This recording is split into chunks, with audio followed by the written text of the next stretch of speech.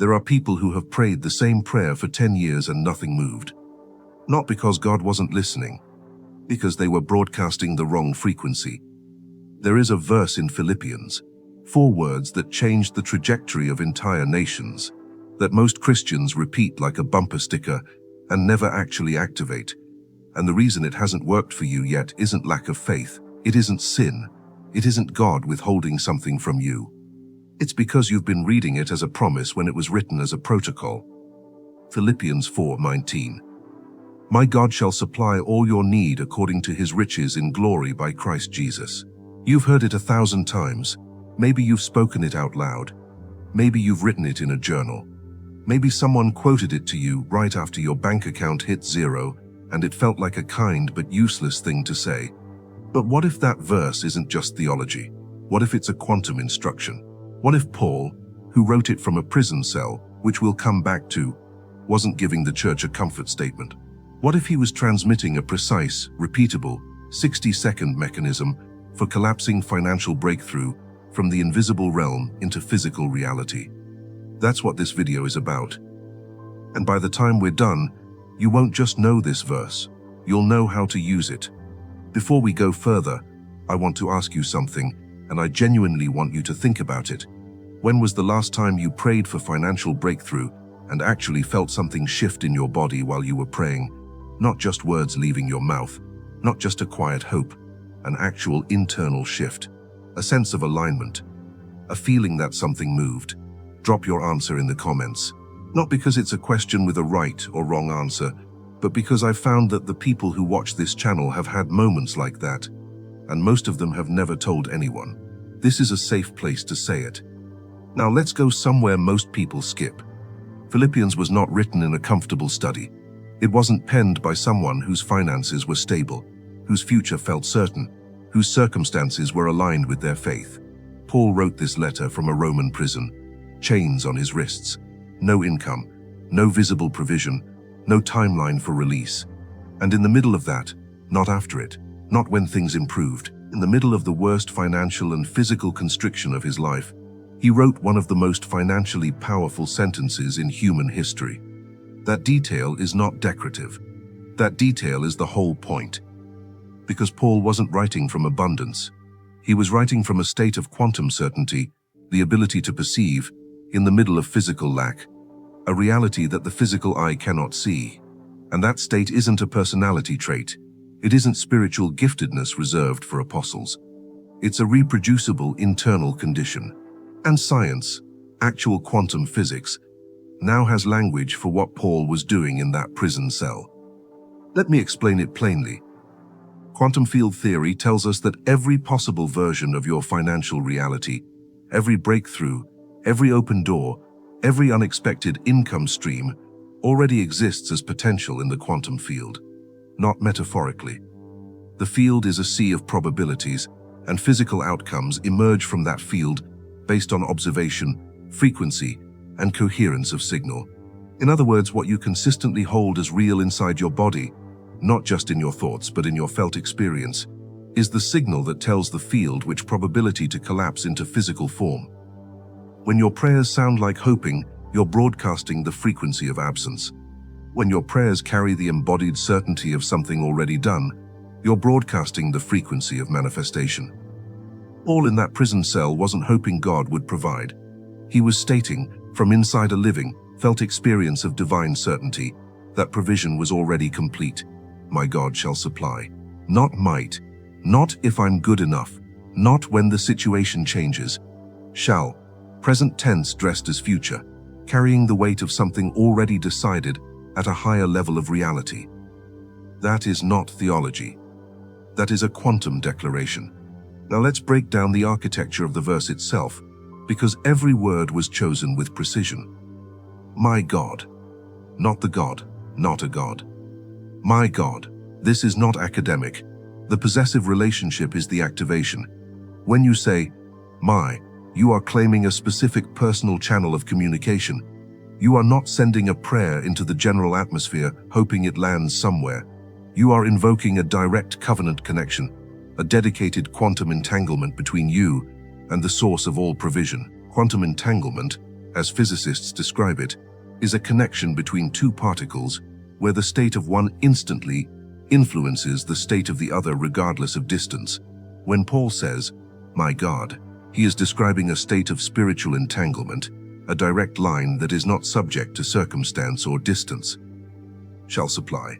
The Greek word translated supply is plero, to fill up completely, to fill to overflowing, not to give you just enough, not to meet you at the minimum. To fill the container completely until nothing is lacking, and the Greek tense used here is future active indicative, meaning it is certain, it will happen, and the action flows actively from the subject. This is not passive waiting. This is a declaration that the movement of provision is already in motion. Or your need.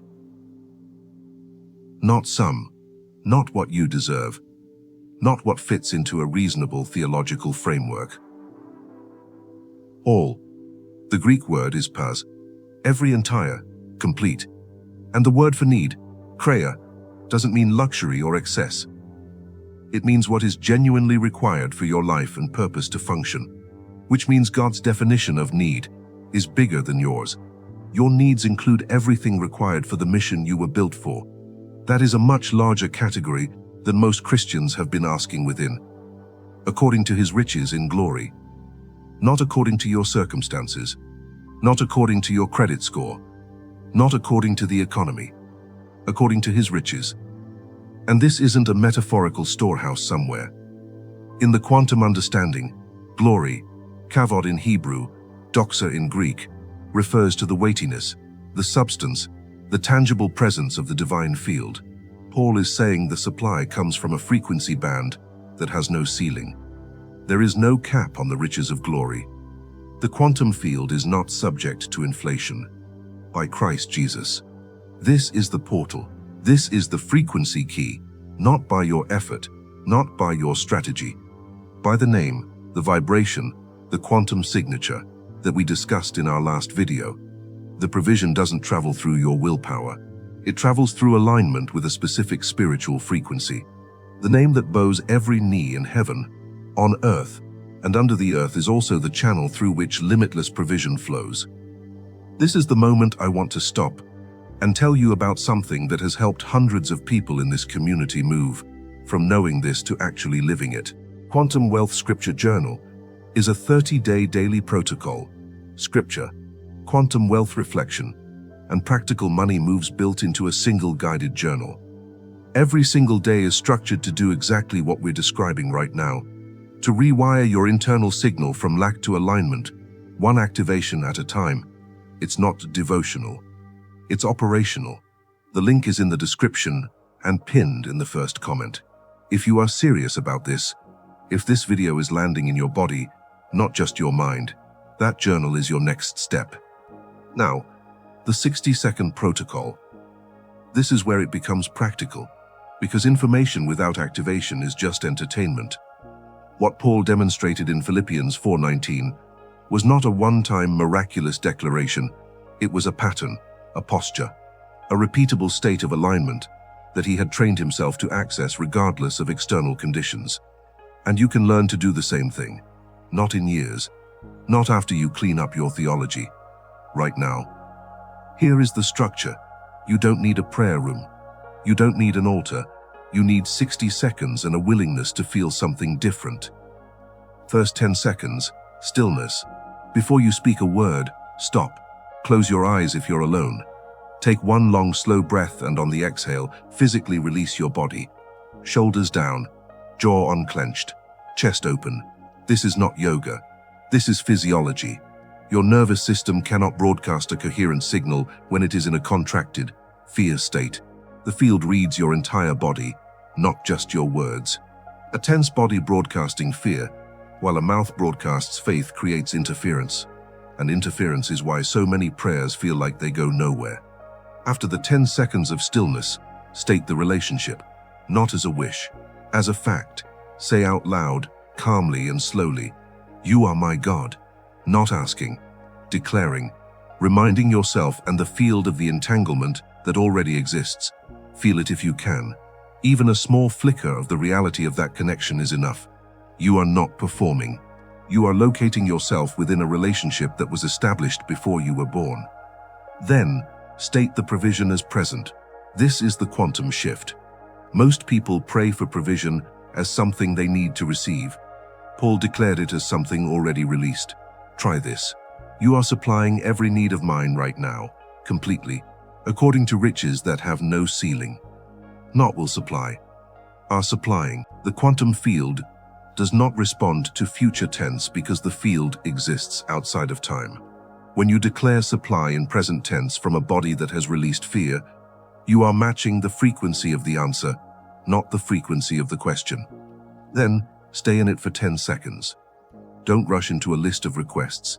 Don't fill the silence with worry. Sit inside the declaration. Let it become your felt reality even for a brief moment. Quantum coherence isn't a flash, it's a sustained signal. 10 seconds of genuine felt certainty is worth more than 30 minutes of anxious petition. Then, close with acknowledgement, not gratitude as a spiritual performance. Real acknowledgement, something like, "It is done, and I receive it." And then release it completely. Walk away from it. This is critical. Holding on to the prayer after you've made the declaration is like pressing send on an email and then trying to pull it back. Release is the final step of the protocol.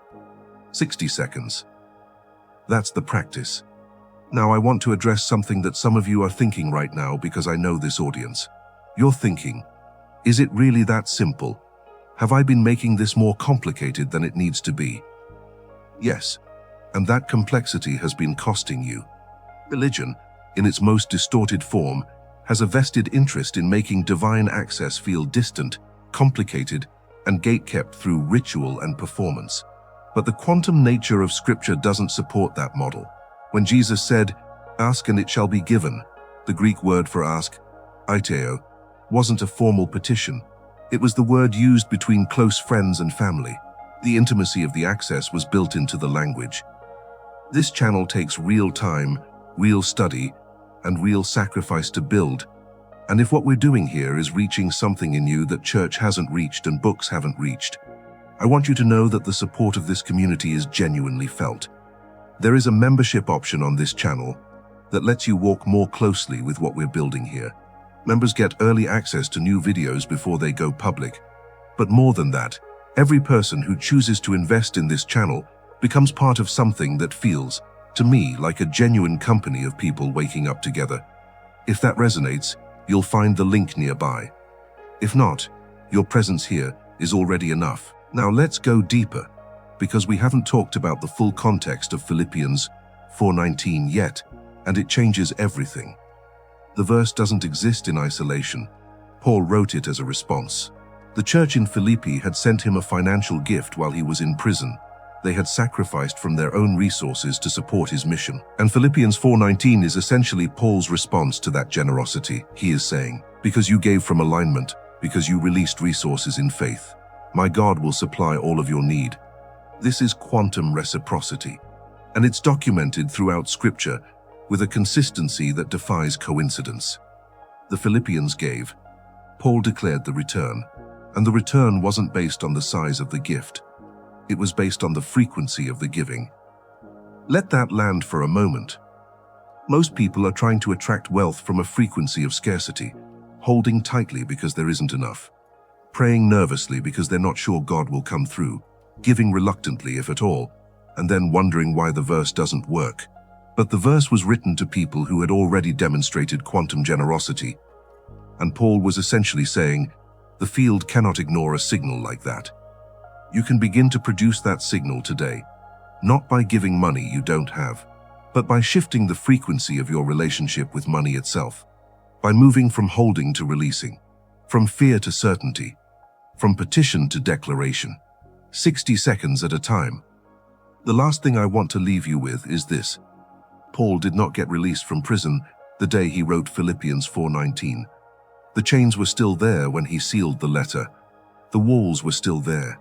The future was still uncertain. What changed was not his circumstance. What changed was the frequency he was operating from inside the circumstance. He had arrived at a state. He called it contentment in verse 11. But the Greek word autarkia means self-sufficiency internal completeness, a state of needing nothing external to feel aligned, from which he could declare supply without contradiction. That state is the prerequisite, not the reward. You have the verse, you have the protocol, you have 60 seconds. The only question left is whether you're willing to feel it differently than you felt it before. Not just say it. Feel it. Let your body carry it for 60 seconds without flinching. Let the declaration land not just in your theology but in your cells, because your cells are broadcasting too. Your nervous system is transmitting too, and the God who created the quantum field that governs all physical reality is not waiting for you to be perfect. He is waiting for you to be present. If this reached something in you today that you've been carrying quietly, share this video with someone. Not because sharing helps the channel, though it does, but because whoever came to your mind just now while watching this probably needs to hear exactly what you just heard. This message doesn't belong to just one person. It never did. And if you're still here, still watching, still feeling this, you already know you belong in this community. Subscribe, not because it's the thing to say at the end of a video, but because what we're building here is a conversation that deserves to continue. A deep, honest, scripture-grounded exploration of what faith actually does when it's wielded with intention. The next video continues from exactly where this one ends. I'll see you there.